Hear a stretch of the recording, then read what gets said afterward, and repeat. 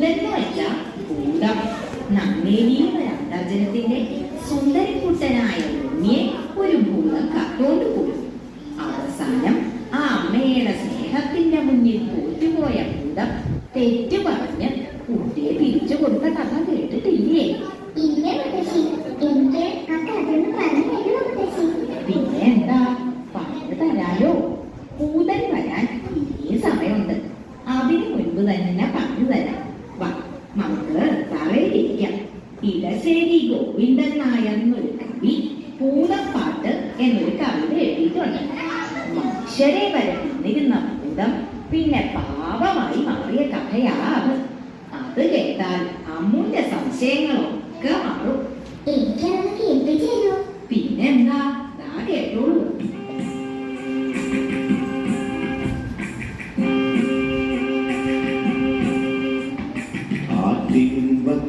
ത്തെ മാളിക വീട്ടിലൊരു നീ പിറന്നു.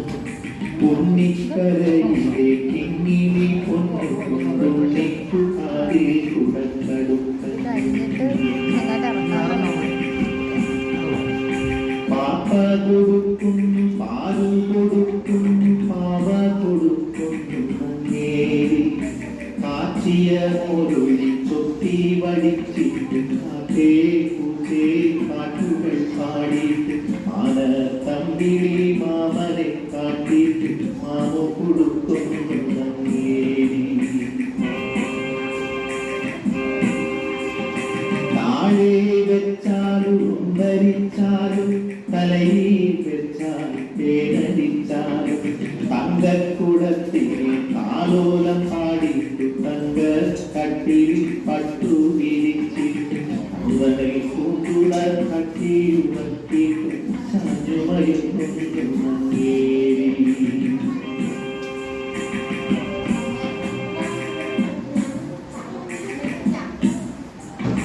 ഉണ്ണിക്കേഴും വയസ്സു കഴിഞ്ഞു, കണ്ണും കാതും ഉറച്ചു കഴിഞ്ഞു. പള്ളിക്കൂടത്തിൽ പോയി പഠിക്കാൻ ഉള്ളി കൗതുകമേറി കഴിഞ്ഞു. അങ്ങനെ മങ്ങേരി ഉണ്ണിയെ സ്കൂളിൽ ചേർത്തു. ദിവസവും കണ്ണീരൊഴുക്കി സ്കൂളിലേക്ക് പറഞ്ഞയക്കും. ഉണ്ണി പോകും നോക്കി ആ അമ്മ സന്തോഷത്തോടെ അങ്ങനെ നിൽക്കും. ഒരു ദിവസം ഭൂതം ഉണ്ണിയെ കണ്ടു.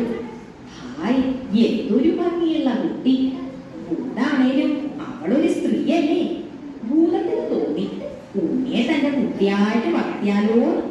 അതെന്ത് ചെയ്യുന്നോ, അവൾ മന്ത്രം കൊണ്ട് നല്ല ഭംഗിയിലൊരു പെൺകുട്ടിയായി മാറി. ഉണ്ണി വരണ വഴിയില് ചിരിച്ചോണ്ടങ്ങനെ നിന്നു. അവള് പറഞ്ഞു, പൂങ്കരളെ ഓന്നണയും പൊൻകതിരെ പോലെഴുത്താണികളെ കാട്ടിലെറിഞ്ഞണയൂ. കാട്ടിലെറിഞ്ഞണയുകിലോ കലഹിക്കും ഗുരുനാഥൻ പൂത്തമര ചോട്ടിലിരുന്നൊളിനെയും പെൺകൊടിയേ.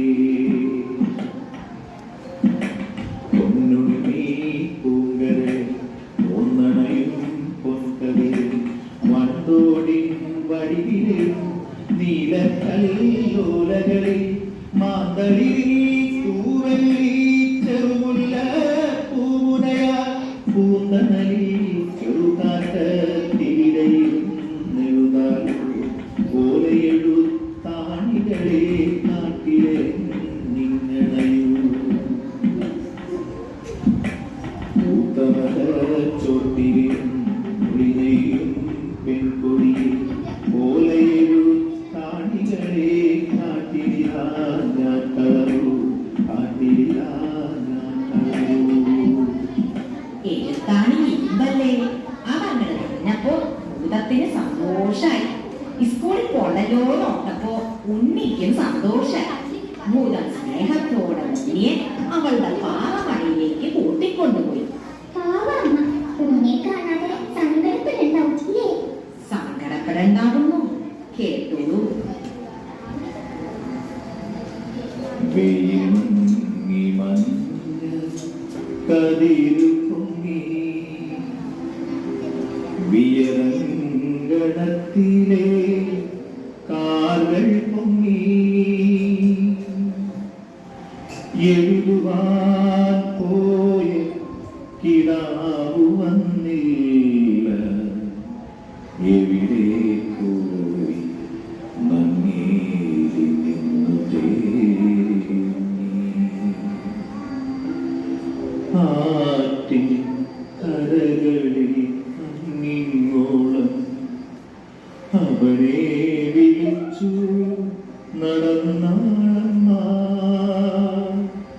നീ കഴിക്കും പരമീനല്ല നീളവേച്ചരം നിന്നുപോയി കുന്നിൻ ചരിവിലെ കൂർത്ത കല്ലിൽ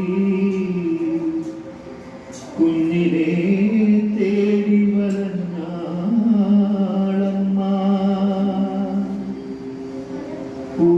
പൂമരച്ചോട്ടിൽ ഇരുന്ന പൂതം പൂവൻ പഴം പോലുള്ളുണ്ണിയുമാ